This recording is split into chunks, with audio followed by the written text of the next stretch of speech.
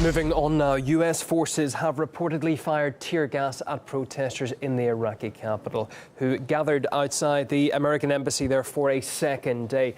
Reports say protesters tried to set a building in the compound on fire. Now, yesterday, a crowd tried to storm the embassy and also torch parts of it. Demonstrators are calling for the full withdrawal of American forces from the country.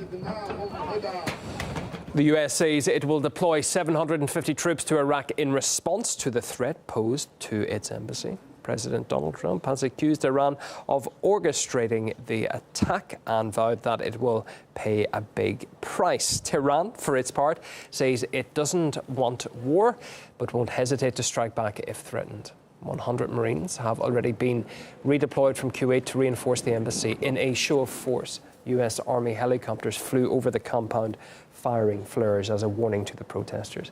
The embassy unrest comes after American bombing raids in Iraq and Syria, which killed 25 at the weekend. Caleb Maupin picks up the story. Iraq is in flames. The U.S. Embassy in Baghdad has been seized by crowds of people chanting "Death to America."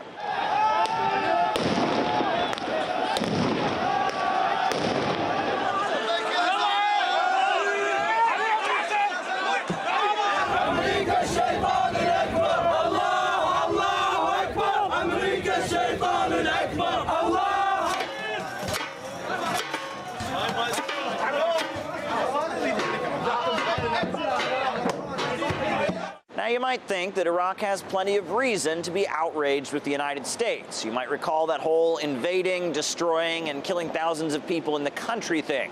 However, Trump doesn't see it that way. This is his assessment of events. Iran killed an American contractor, wounded many. We strongly responded and always will. Now Iran is orchestrating an attack on the U.S. Embassy in Iraq. They will be held fully responsible. In addition, we expect Iraq to use its forces to protect embassy and so notified. It's all about Iran.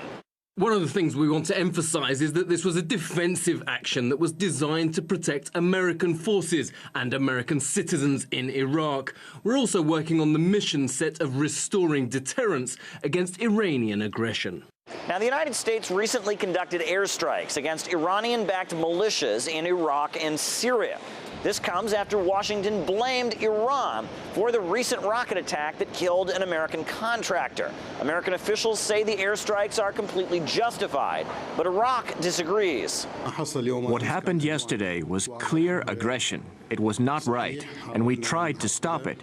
But the U.S. insisted, and very unfortunately, this thing happened. I said this was a very dangerous matter and asked to discuss it face-to-face with the responsible parties, and not only by phone.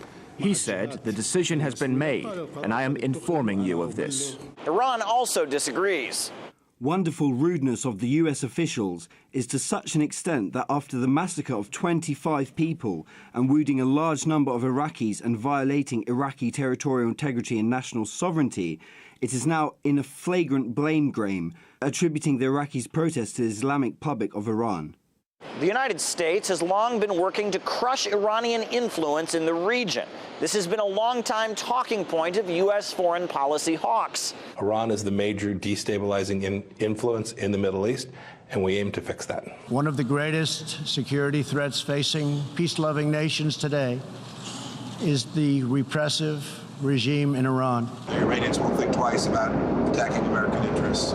But why is Iranian influence on the rise in the Middle East? Let's not forget that the United States long propped up Iran's greatest enemy, Saddam Hussein, and even provided him with chemical weapons. However, the USA invaded Iraq in 2003 and toppled the Iraqi government.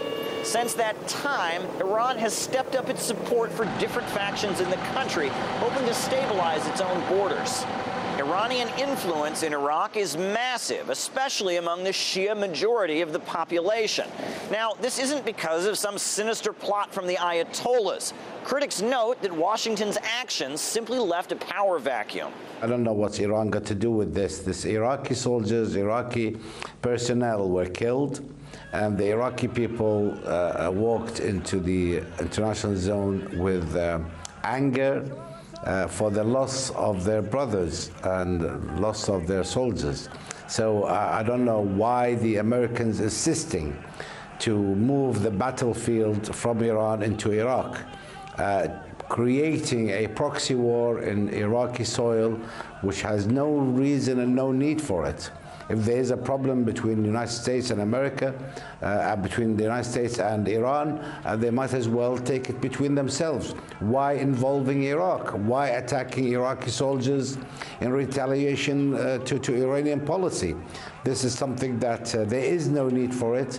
It will definitely lead to deterioration of diplomatic relationship between Iraq and the United States, and it will definitely affect the presence of American soldiers, American fighting forces here in Iraq.